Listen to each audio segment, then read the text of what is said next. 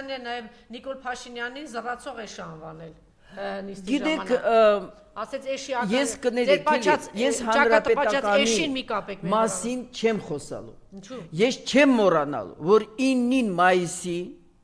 18 թվականին հանրապետականները տվել են ձայն, որ լեգիտիմացնեն փողոցում այսպես իր ինքնակոչ վարչապետին։ Կյանքում ես դա չեմ ներելու եւ այս առումով պետք է ասեմ, եթե իրենք գտնում են, որ գործել են սխալ,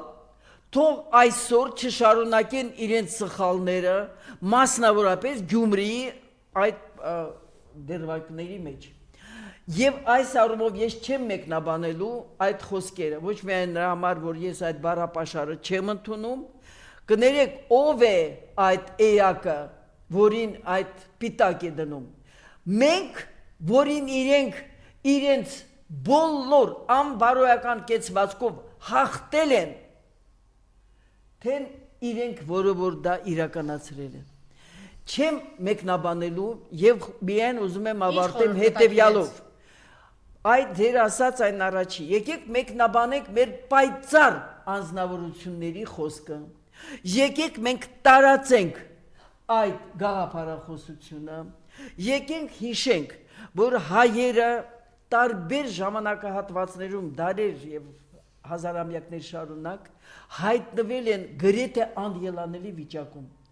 և կարողացել են գտնվել են անհատներ, որ փրկել են մեզ։ Հիմա մենք գիժ անհատի ձեռքն ենք, մեզ պետք է մի պայծառ անհատ, այն որ տավարի նման, սուտի գողականներ, սուտի քաղաքական գործիչներ, սուտի ամեն մեկը մեկի վրա է գցում։ Էնի թողանի են։ Ու ասել ձեզ չմորթած եզան միսնել դրած։ Իմ համոզմունքը ուզում եմ ձեզ փոխանցել, քանի որ այս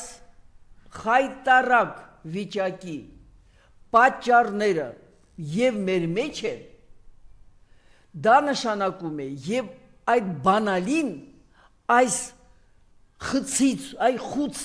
որտեղ մեզ մտցրել են, դուրս գալու մեր ձեռն են։ Եվ այս առումով պետք չէ ամեն անգամ ձևացնել,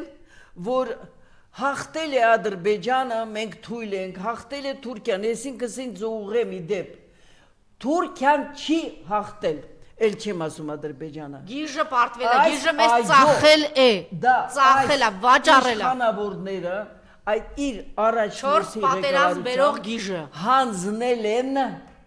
այս մեզ պատկանող հաղթանակները, լինի 92 թվականից, լինի մնացած։ Ես էլի եմ ասում, ես ոչ թե ձեզ ուզում եմ ոգևորել, ես համոզմունք ունեմ, ես գիտեմ, որ մենք կարող ենք։ Շնորհակալություն։ Շնորհակալություն։